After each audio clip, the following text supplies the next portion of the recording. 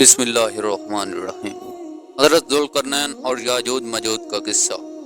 ذوالقرنین کا نام سکندر ہے۔ یہ حضرت خضر علیہ السلام کے خالہ زاد بھائی ہیں۔ حضرت خضر علیہ السلام ان کے وزیر اور جنگجو میں علم بردار رہے ہیں۔ یہ حضرت سام بن نوح علیہ السلام کی اولاد میں سے ہیں اور یہ ایک بڑھیا کی اکلوتے فرزند ہے۔ حضرت ابراہیم خلیل اللہ کے دست حق پرست پر اسلام قبول کر کے مدتوں ان کی صحبت میں رہے اور حضرت ابراہیم خلیل اللہ نے ان کو کچھ وصیتیں بھی فرمائی تھی۔ صحیح قول یہی ہے کہ یہ نبی نہیں بلکہ بندہ صالح ہیں جو کہ ولایت کے شرف سے سرفراز ہوئے۔ اللہ تعالیٰ نے ان کو پوری دنیا کی بادشاہی عطا فرمائی تھی۔ دنیا میں کل 4 بادشاہ ایسے ہوئے ہیں جن کو پوری زمین کی پوری بادشاہی ملی۔ ان میں 2 مومن تھے اور 2 کافر۔ مومن تو حضرت سلیمان علیہ السلام اور ذوالقرنین ہیں، اور کافر ایک بخت نصر اور دوسرا نمرود ہے، اور تمام روئے زمین کے ایک 5ویں بادشاہ اس امت میں ہونے والے ہیں جن کا اسم گرامی حضرت امام مہدی ہے۔ ذوالقرنین کے 3 سفر۔ قرآن مجید میں حضرت ذوالقرنین کے 3 سفروں کا حال بیان ہوا ہے جو سورۃ الکہف میں ہے۔ ہم قرآن مجید ہے سے ان تینوں سفروں کا حال تحریر کرتے ہیں جن کے روادات بہت ہی عجیب اور عبرت خیز ہے۔ پہلا سفر۔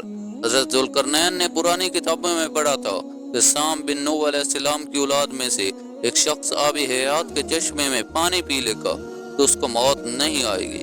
اس لیے حضرت ذوالقرنین نے مغرب کا سفر کیا۔ آپ کے ساتھ حضرت خضر علیہ السلام بھی تھے۔ وہ تو آب حیات کے چشمے پر پہنچ گیا اور اس کو پانی بھی پی لیا، مگر حضرت ذوالقرنین کو مقدر میں نہیں تھا، وہ محروم رہ گئے۔ اس سفر میں آپ جانے میں مغرب روانہ ہوئے تو جہاں تک آبادی کا نام و نشان ہے وہ سب منزلیں طے کر کے آپ ایک ایسے مقام پر پہنچے کہ انہیں سورج غروب کے وقت ایسا نظر آیا کہ وہ ایک سیاہ چشمہ میں ڈوب رہا ہے، جیسا کہ سمندری سفر کرنے والوں کو آفتاب سمندر کے قائلے پانی میں ڈوبتا نظر آتا ہے۔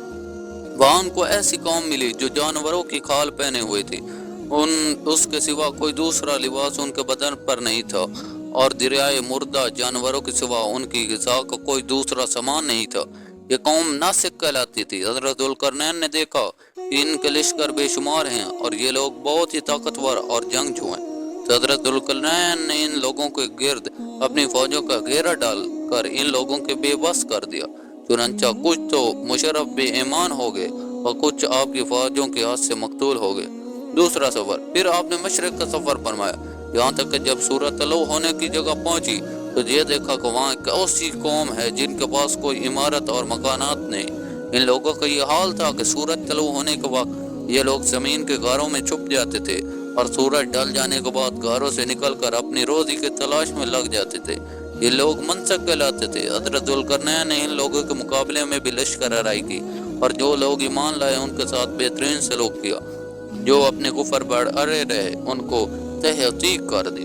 تیسرا سفر۔ پھر آپ نے شمال کی جانب سفر فرمایا، یہاں تک کہ صدین 2 پہاڑوں کے درمیان میں پہنچے تو وہاں کی آبادی والوں کی عجیب و غریب زبان تھی۔ ان لوگوں کے ساتھ اشاروں سے بمشکل بات چیت کی جا سکتی۔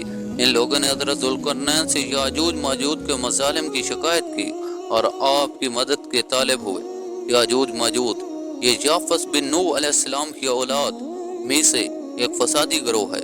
ان لوگوں کی تعداد بہت ہی زیادہ ہے۔ یہ لوگ بلا کے جنگجو، خونخوار اور بالکل وحشی اور جنگلی ہیں جو بالکل جانوروں کی طرح رہتے ہیں۔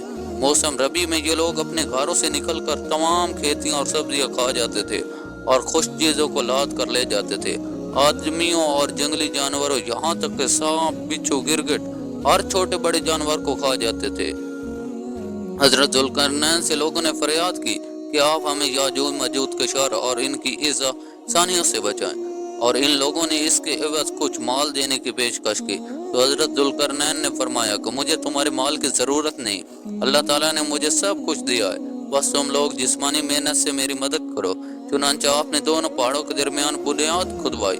جب پانی نکل آیا تو اس پر پگھلائی تانبے کے گارے سے پتھر جمائے گئے اور لوہے کے تختے نیچے اور اوپر چن کر ان کے درمیان میں لکڑی اور کوئلہ بھروا دیا اور اس میں آگ جلوا دی۔ اس طرح یہ دیوار پہاڑ کی بلندی تک اونچی کر دی گئی اور دونوں پہاڑوں کے درمیان کوئی جگہ نہ چھوڑی گئی۔ پھر پگھلا ہوا تانبا دیوار میں پھیلا دیا گیا جو سب مل کر بہت ہی مضبوط اور نہایت ہی مستحکم دیوار بن گئی۔ قرآن مجید کی سورۃ الکہف میں سے پہلے سفر کا ذکر ہے۔ پھر تک دوسرے سفر کا تذکرہ ہے اور تک تیسرے سفر کی روادات ہے۔ حدیث شریف میں ہے کہ یاجوج ماجوج روزانہ اس دیوار کو توڑتے ہیں اور دن بھر جب محنت کرتے ہیں اس کو توڑنے کے قریب ہو جاتے ہیں تو ان میں سے کوئی کہتا ہے کہ اب چلو باقی کو کل توڑیں گے۔ دوسرے دن جب اس دیوار کے ٹوٹنے کا وقت آئے گا تو ان میں سے کہنے والا کہے گا کہ اب چلو انشاءاللہ اللہ تعالیٰ کل اس دیوار کو توڑ لیں گے۔ ان لوگوں کے انشاءاللہ کہنے کی برکت اور اس کلمہ کا یہ ثمرہ ہوگا کہ دوسرے دن دیوار ٹوٹ جائے گی۔ کہ قیامت قریب ہونے کا وقت ہوگا۔